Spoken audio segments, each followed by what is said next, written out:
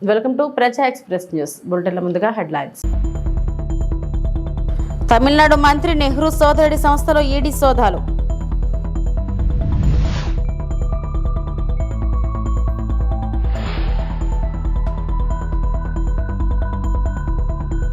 అమరావతిలో గ్లోబల్ మెడ్ city CM Chandrababu.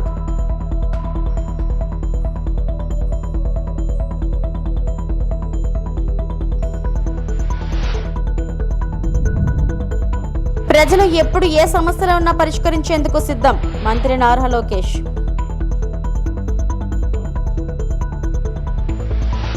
Tamil Nadu పట్టణాభివృద్ధి శాఖ మంత్రి కేఎన్ నెహ్రూ సోదరుడు నేతృత్వంలోని రియల్ ఎస్టేట్ గ్రూప్ పై ఎన్ఫోర్స్మెంట్ డైరెక్టర్ ఈడీ ఉదయం నుంచి సోదాలు చేస్తుంది. మంత్రి నెహ్రూ సోదరుడు కేఎన్ రవిచంద్రన్ టీవీహెచ్ గ్రూప్ అనే రియల్ సంస్థను స్థాపించి వ్యాపార కార్యకలాపాలను నిర్వహిస్తున్నారు. టీవీహెచ్ గ్రూప్ తో ముడిపడి ఉన్న దర్యాప్తులో భాగంగా ఈడీ అధికారులు చెన్నైలోని పలు కార్యాలయాలు, నివాసాల్లో సోదాలు చేస్తున్నారు. ఆర్థిక అవకతవకలకు సంబంధించి సోదాలు జరుగుతున్నట్లు ఈడీ వర్గాలు తెలిపాయి. ఈ కేసుకు సంబంధించి అధికారికంగా ఈడీ ఎలాంటి ప్రకటన చేయలేదు.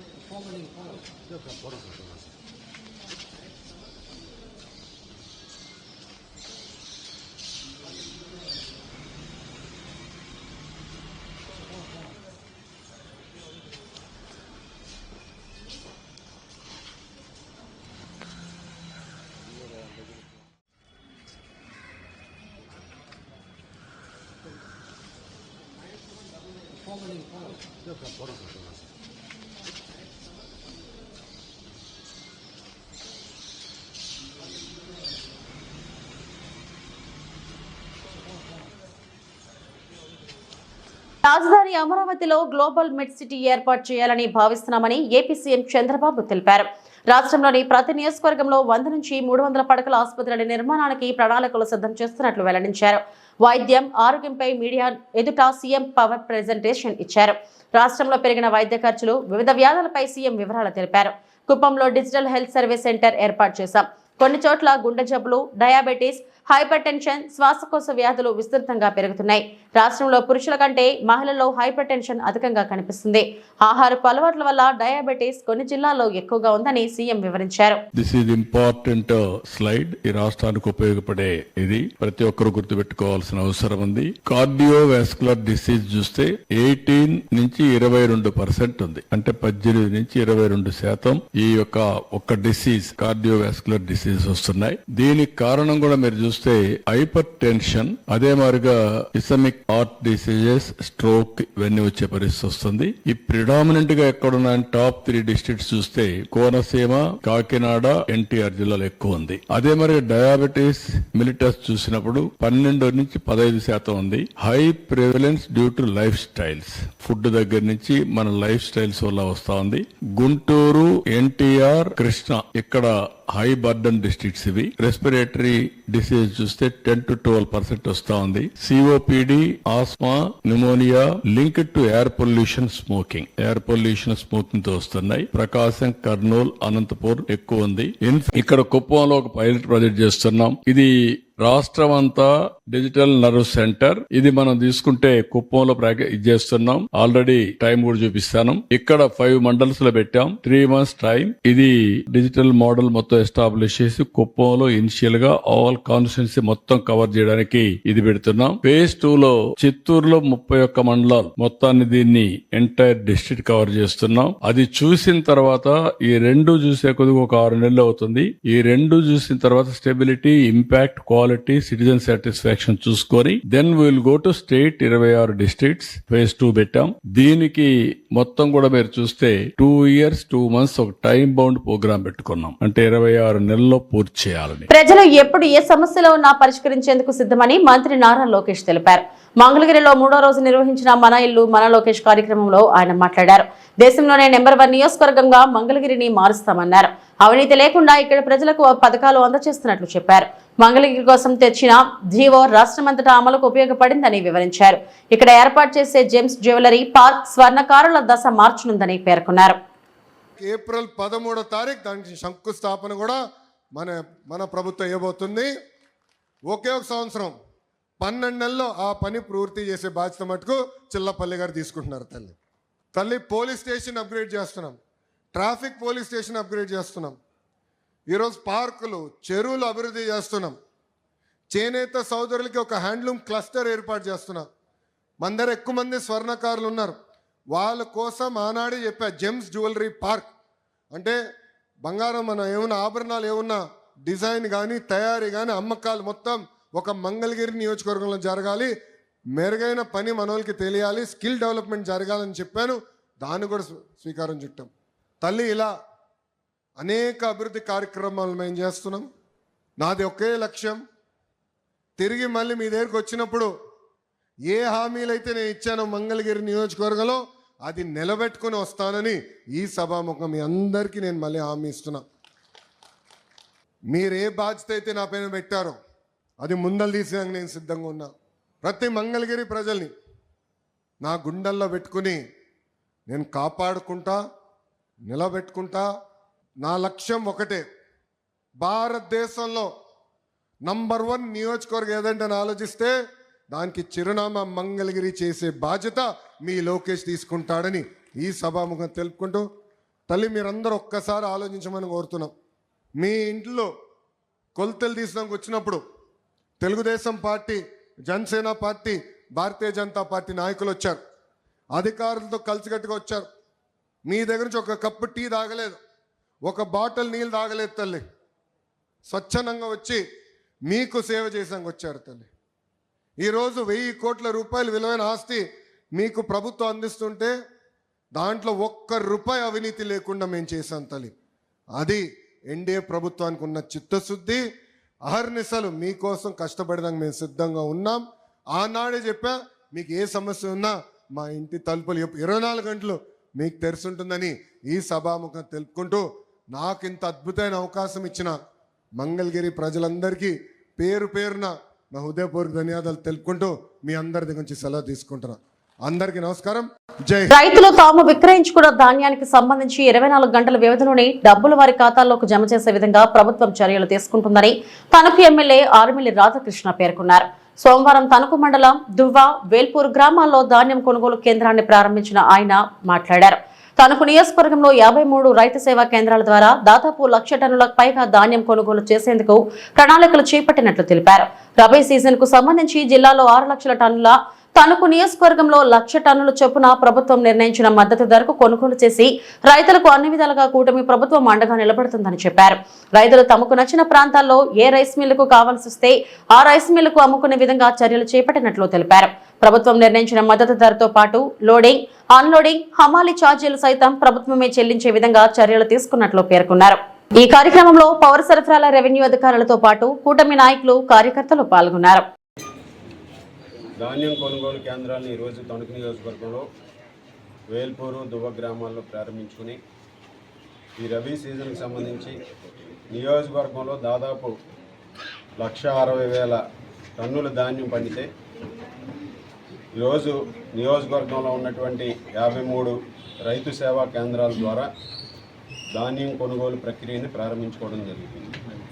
ముఖ్యంగా రైతులకి మద్దతు ధర అందించే విధంగా, రైతాంగానికి ఎటువంటి ఇబ్బంది లేకుండా వారు ఏ రైస్ మిల్లుకి తోలుకోవాలనుకుంటే ఆ రైస్ మిల్లు అమ్ముకునే విధానాన్ని ఈ ప్రభుత్వం తీసుకొచ్చి రైతులకు సంబంధించి ఈరోజు గన్నీ బ్యాగ్స్ ఇవ్వడంతో పాటుగా వారికి కావాల్సినటువంటి లోడింగ్, అన్లోడింగ్, అదేవిధంగా ట్రాన్స్పోర్ట్, హమాలీ ఛార్జెస్ను కూడా ప్రభుత్వం చెల్లిస్తూ ఈరోజు ధాన్యాన్ని ఎటువంటి ఇబ్బంది లేకుండా ధాన్యం సేకరించినటువంటి 24 గంటల్లో రైతుల ఖాతాల్లో డబ్బులు జమ అయ్యే విధంగా ప్రభుత్వం అన్ని చర్యలు కూడా తీసుకుంది.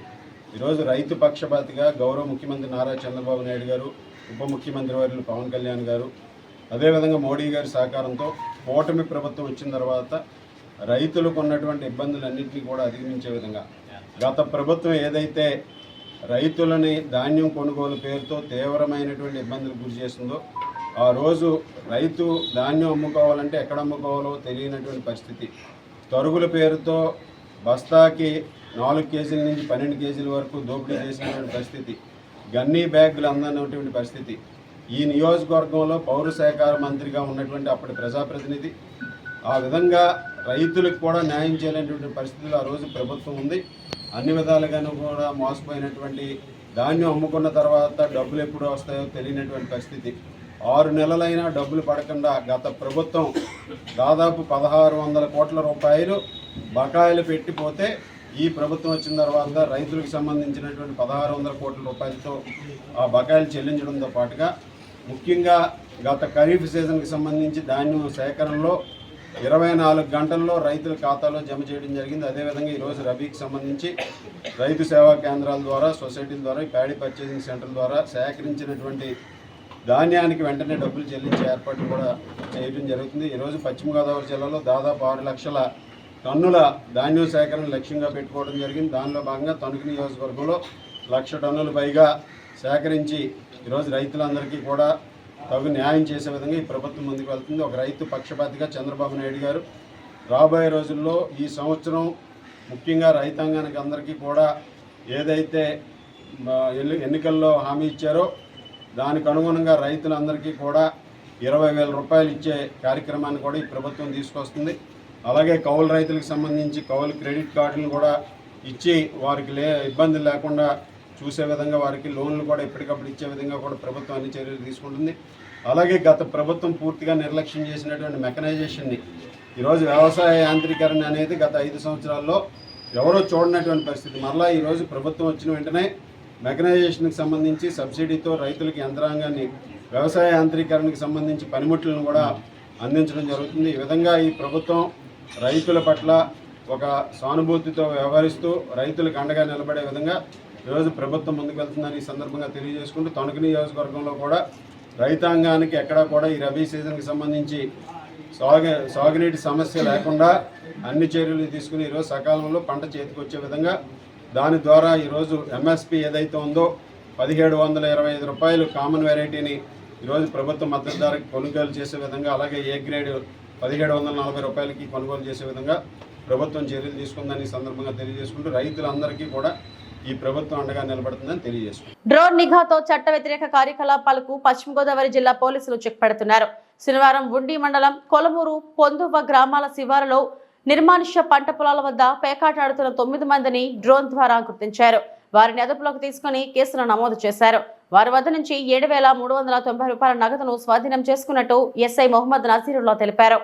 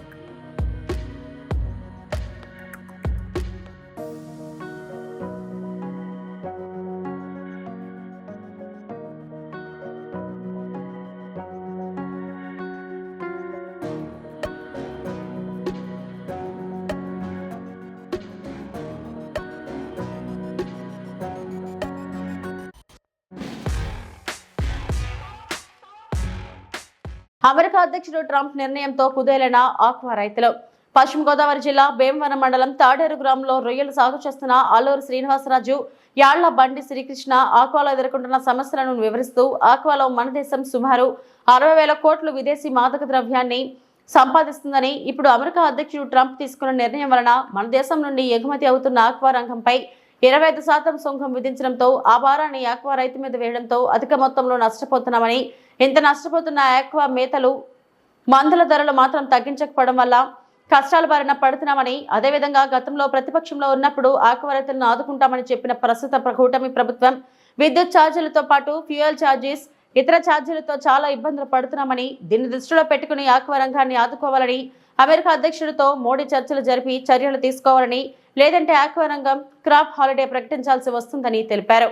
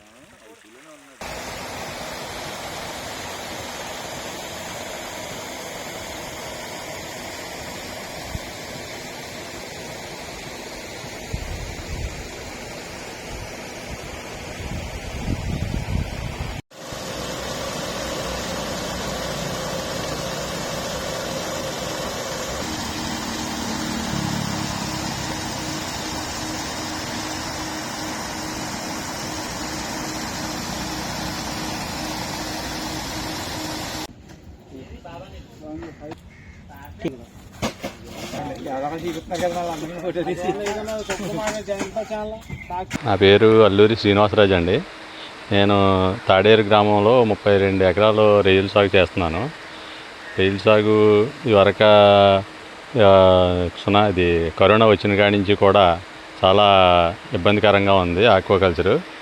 ఈవేళ కూటమి ప్రభుత్వం వచ్చిన తర్వాత ఈ సబ్సిడీలు అవి ఇస్తూ ఉన్నారు కరెంటుకి వాటికి, దాని మీద రైతులు అందరూ సంతోషం వ్యక్తం చేశారు.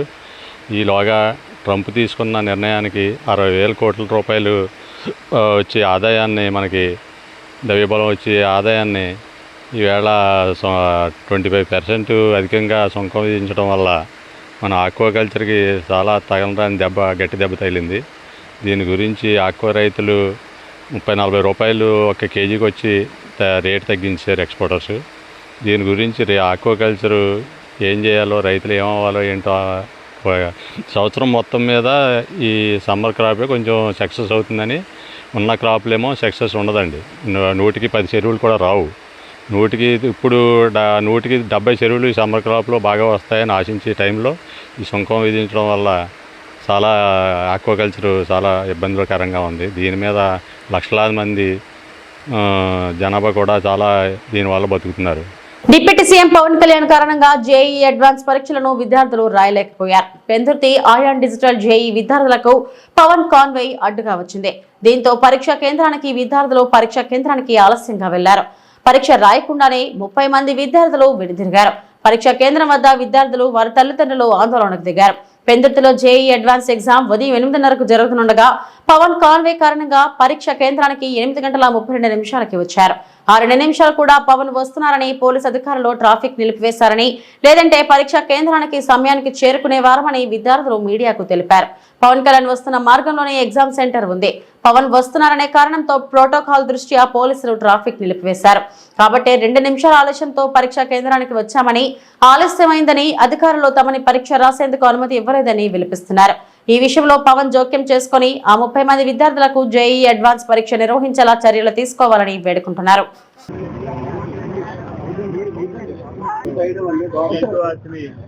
నీతో వచ్చిన పేరెంట్ని 8:30కి ఇక్కడికి రావాలండి టైం యాక్చువల్గా. కాకపోతే మేము 8:32కి వచ్చామండి. ఈ 2 నిమిషాలు కూడా ఏంటంటే మాకు ఇక్కడ ట్రాఫిక్ ఆపేశారు రెస్ట్రిక్షన్స్ వల్ల. పవన్ కళ్యాణ్ సార్ వస్తున్నారని. సో నేను అనేది ఏంటంటే ఇదే లైన్ లో పవన్ కళ్యాణ్ సార్ వస్తున్నారు, ఇదే లైన్ లో ఎగ్జామ్ సెంటర్ ఉంది. సో పోలీసులు ఎక్కడికక్కడ ట్రాఫిక్ రూల్స్ పాటించి వాళ్ళ పేరెంట్స్ కానీ ట్రాఫిక్ కామన్ పీపుల్ అందరిని ఆపేశారు. సో ఇప్పుడు పిల్లలకి ఎగ్జామ్ సెంటర్కి ఎంటర్ అవ్వడానికి 2 నిమిషాలు తేడా వచ్చింది. 2 నిమిషాలు సెంటర్ తేడా రావడం వల్ల వీళ్ళు సెంటర్లోకి అలౌ చేయలేదు. సో ఈ రోజు కానీ ఎగ్జామ్ రాయకపోతే 1 year వీళ్ళకి భవిష్యత్తు పాడైపోతుంది. సో నేను అనేది ఏంటంటే ఈ రోజు ఉంది ఎగ్జామ్, ఈ రోజు ఆఫ్టర్నూన్ ఉంది, మళ్ళీ రేపు ఉంది. రేపు లాస్ట్ కాబట్టి అట్లీస్ట్ ఇది దృష్టిలో పెట్టుకొని పవన్ కళ్యాణ్ సార్ అయినా సరే ఇది ఇష్యూని ఆయన దాకా తీసుకొని వెళ్ళి ఆయన రిక్వెస్ట్ చేస్తుంది ఏంటంటే ఆయన కనీసం రేపటికైనా ఈ ఉండిపోయిన పిల్లలకి అవకాశం ఇస్తే వాళ్ళ భవిష్యత్తు ఈ 1 year వేస్ట్ అవ్వకుండా ఉంటుందని రిక్వెస్ట్ చేస్తున్నానండి.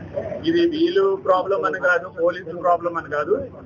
ఈ సిస్టమ్ పొలిటికల్ గా ఆయన రావడం, ఈ లైన్ లోనే ఆయన వెళ్ళడం కూడా ఇదే లైన్ లో సెంటర్ ఉండడం వల్ల ట్రాఫిక్ ఆంక్షల వల్ల లేట్ అయిపోయాం తప్ప కావాలని లేట్ అయిందేం కాదండి. ఇది పిల్లలు కూడా లెటర్ రాశారు, పిల్లల పేర్లు కూడా రాశాము. దాదాపుగా 20 నుండి 30 మంది ఆగిపోయారండి పిల్లలు. చాలా మంది ఈ రోజు సఫర్ అయ్యారు. సో ఇది నేను పవన్ కళ్యాణ్ సార్ దృష్టికి, చంద్రబాబు నాయుడు గారి దృష్టికి, అలాగే ఎడ్యుకేషన్ మినిస్టర్ లోకేష్ గారి దృష్టికి ఇది తీసుకొని వెళ్ళాలని నేను మనస్ఫూర్తిగా మీడియా వాళ్ళు కోరుకుంటున్నాను. మెయిల్ పెట్టమన్నారండి, లోపల మెయిల్ ఐడి ఇవ్వడం లేదు. మెయిల్ ఐడి వాళ్ళకి కూడా తెలియదు అంటున్నారు. లోపలికి వెళ్ళాలంటే వాళ్ళకేవో రెస్ట్రిక్షన్స్ ఉన్నాయి అంటున్నారు. వెబ్సైట్ లో చూసుకోండి మెయిల్ ఐడి దొరుకుతుంది అన్నారు. వెబ్సైట్ మొత్తం. చిత్తూరు జిల్లా వీకోట అంతర్రాష్ట్ర దారి దోపిడీ ముఠా అరెస్ట్. 3.2 కోట్ల విలువైన 3.5 కిలోల బంగారం స్వాధీనం. ఆంధ్ర తమిళనాడు సరిహద్దులోని వీకోట మండలం నాయకనేరి అటవీ ప్రాంతంలో జరిగిన బంగారం దారి దోపిడీ ఘటనలో 4 నిందితులను చిత్తూరు జిల్లా ఎస్పీ మణికంఠ చందోలు, పలంనేరు డీఎస్పీ ప్రభాకర్లు అరెస్టు చేశారు. నిందితుల వద్ద నుండి అపహరణకు గురైన 3.20 కోట్ల విలువ చేసే 3.5 కిలోల బంగారంను స్వాధీనం చేసుకున్నారు. మిగిలిన బంగారంతో పాటు మిగిలిన నిందితుల కోసం బృందాలు అన్వేషిస్తున్నాయి. ఈ నెల 2వ తేదీ బుధవారం రాత్రి 8:30 గంటలకు జరిగిన ఈ దారి దోపిడీ సంఘటనను 2 రోజుల్లోనే చిత్తూరు జిల్లా వీకోట పోలీసులు ఛేదించారు.